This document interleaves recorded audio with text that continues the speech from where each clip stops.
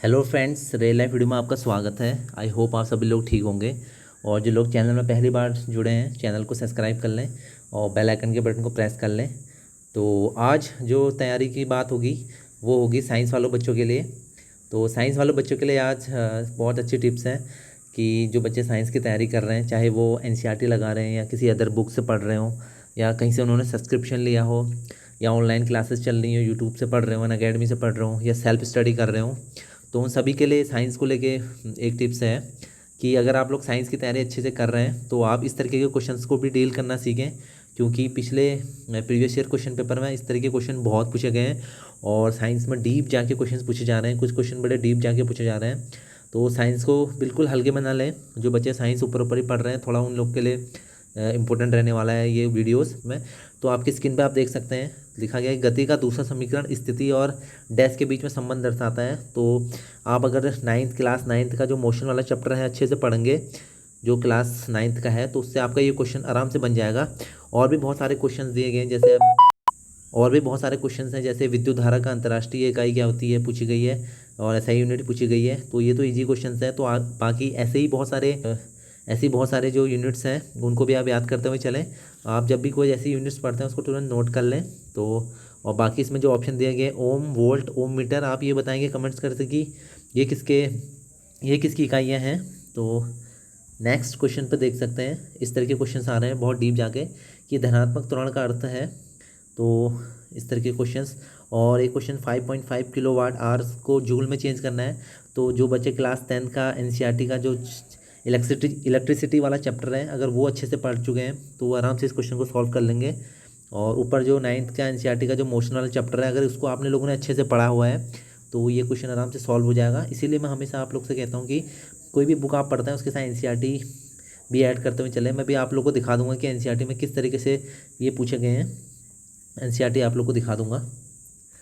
तो और भी बहुत सारे क्वेश्चन है, देख सकते हैं। जब आप एक कॉइल स्प्रिंग को कंप्रेस करते हैं तो आप उस पर काम करते हैं, तो उसकी प्रत्यास्थ स्थिति ऊर्जा जो होती है, यानी जो उसकी पोटेंशियल एनर्जी होती है, वो क्या होती है, बढ़ती है। तो इस तरीके से क्वेश्चन दिया गया है। इसमें और सारा ऑप्शन है, शून्य, घटती, अपरिवर्तित। तो अब एक देख सकते हैं, चालकता से रिलेटेड क्वेश्चन आया है, ऐसे इजी क्वेश्चन भी आए हैं।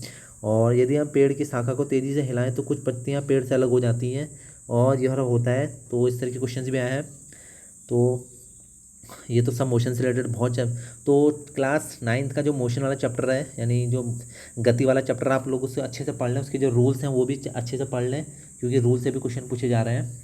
तो दिखा दूंगा आप लोग को। अगर आप लोग के पास बुक्स नहीं है तो आप लोग एनसीईआरटी की पीडीएफ डाउनलोड कर सकते हैं। क्लास 9 10th की हिंदी इंग्लिश दोनों में कर सकते हैं। तो मैं दिखा दूंगा आपको ऐप्स। तो ये क्वेश्चन आया है, देखिए, तरंग दैर्ध्य से रिलेटेड आया है, साउंड वाले चैप्टर से आया है। तो जिन बच्चों ने साउंड वाला चैप्टर अच्छे से बनाया है वो लोग समझ सकते हैं कि ये क्वेश्चंस कैसे होगा। तो अगर जिन बच्चों ने अभी अच्छे से साउंड वाला चैप्टर नहीं पढ़ा है तो आप लोग एनसीईआरटी के एक बार क्वेश्चन इस तरीके के साउंड वाले क्वेश्चंस में न्यूमेरिकल्स बना लें, ताकि आप लोग को वहाँ कोई दिक्कत ना आए। और ये बायोलॉजी से एक क्वेश्चन आया है, तो मोलस्का संघ से संबंधित नहीं है, ऐसा पूछा गया है। और एक क्वेश्चन देख सकते हैं आप, सल्फर डाइऑक्साइड का जो आणविक द्रव्यमान है, मॉलिक्यूलर मास है, वो पूछा गया है। तो बाकी अदर क्वेश्चंस भी देख सकते हैं। ये क्वेश्चन आया है, यहाँ से फॉर्मूला से रिलेटेड आया है, ब्यूटीन, प्रोपिन, पेंटीन, एथीन।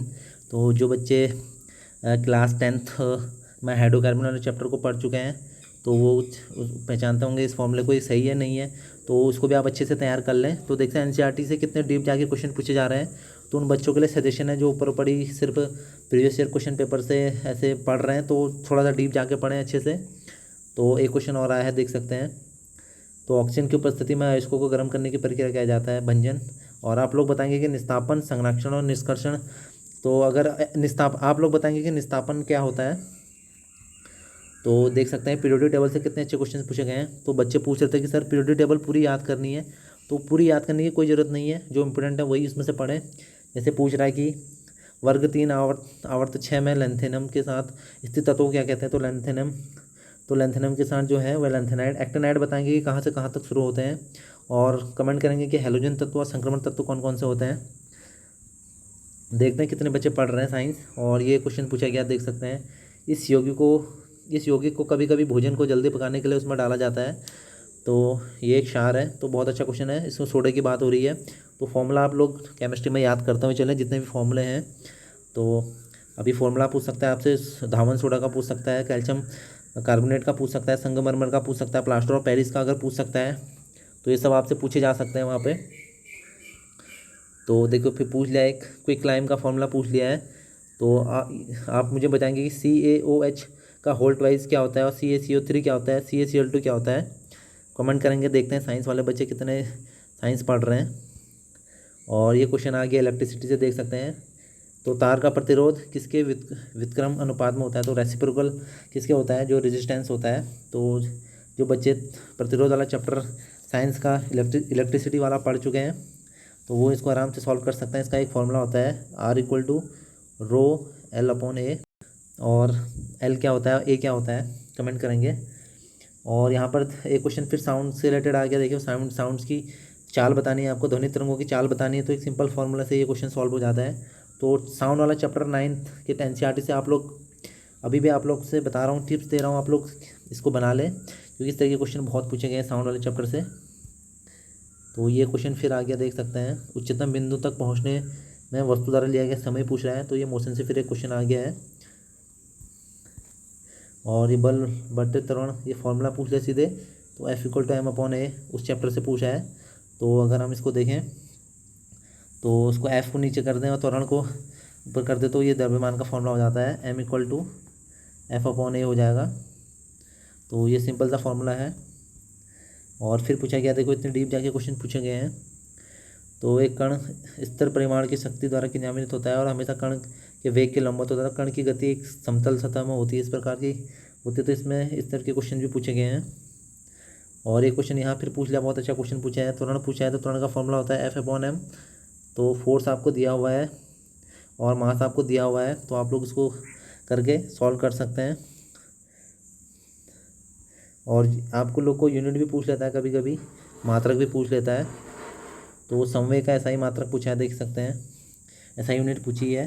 तो इस तरह के क्वेश्चन को भी आप करते हैं, क्योंकि इनमें बहुत कन्फ्यूजिंग है, देख सकते हैं।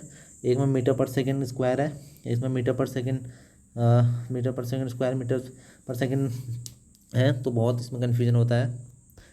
तो ये है, देख सकते हैं, 9th NCERT का ये पूरा PDF मैंने डाउनलोड कर रखा है मोबाइल में, तो आप भी डाउनलोड कर सकते हैं। 9th PDF की जो NCERT है आप लोगों को गूगल पे मिल जाएगी, तो आप लोग यहाँ से पढ़ सकते हैं। और ये देख सकते हैं 9th NCERT का मोशन वाला चैप्टर से क्वेश्चन है, एग्जाम्पल है। तो आप एग्जाम्पल को पहले बनाएं, तब जाके आप मेन बनाएं। तो एग्जाम्पल अगर आपने बना लिए, सीख लिए, तो आप क्वेश्चंस भी बनाना सीख जाएंगे। तो इस तरह के क्वेश्चन भी आए हैं, देखो ये आपकी क्वेश्चन पूछे जाएंगे ग्रुप डी में। तो इस टाइप के चैप्टर पे देख सकते हैं, इतने सारे एग्जाम्पल आप लोग के दिए हैं। तो ये आपको एक डेमो दिखा रहा हूँ मैं, इस तरीके से आपको पढ़ना है। ये क्वेश्चन केमिस्ट्री का देख सकते हैं, परमाणु वाले चैप्टर से है, एटम वाले चैप्टर से 9th की। तो इसमें देख सकते हैं, सबसे धातु लिखे हैं, सबसे धातु लिखे हैं, और ये नाम दिए हुए हैं, और इनका लिखा गया कि एक परमाणु है, द्विपरमाणु है। तो इस तरह के क्वेश्चन पूछे गए थे। तो मेरा जब हुआ था एग्जाम, तो उसमें सल्फर के बारे में पूछा गया, तो सल्फर क्या है, तो सल्फर बहुपरमाणुक है। तो ये क्वेश्चन मैंने खुद दिया हुआ है, इसलिए मैं आप लोग को पर्सनल एक्सपीरियंस के तौर पे बता रहा हूँ कि इस तरह के क्वेश्चन बहुत पूछे जाते हैं। तो NCERT में कोई भी चीज़ छोड़नी नहीं है आपको, एक एक चीज़ पे आप लोग को नोट्स और अच्छे से तैयार करना है एक एक चीज़, क्योंकि कुछ भी पूछा जा सकता है। और भी बहुत सारे ये दिखा सकता हूँ आप लोग को। तो आप लोग NCERT की PDF डाउनलोड कर सकते हैं, जो बच्चे खरीद नहीं सकते NCERT। तो इस तरह के क्वेश्चन को डील करना आप सीखिए, क्योंकि ये क्वेश्चन आप अगर मिस आउट करते हैं तो कहीं ना कहीं आप सिलेक्शन से पीछे हटते हैं। और आप लोग तैयारी करते रहिए साइंस की, और मुझे कमेंट्स करके बताएं कि आप लोग कौन सी बुक से पढ़ रहे हैं और कितना आप लोग का साइंस तैयार हो गया, और कौन कौन से चैप्टर आप लोग को टफ लग रहे हैं, और कौन से चैप्टर जो बहुत अच्छे आप लोग ने अच्छे तैयार कर लिए हैं। तो देखते हैं कितने बच्चे साइंस में तैयारी कर रहे हैं अच्छे से, और क्या टारगेट लेके चल रहे हैं साइंस में। तो मिलता है आप लोगों से किसी नेक्स्ट ऐसी इंपॉर्टेंट वीडियोस में, जिसमें अदर टॉपिक के बारे में बात होगी। तो तब तक आप लोग अपना ख्याल रखिए, मिलते हैं आप लोग से।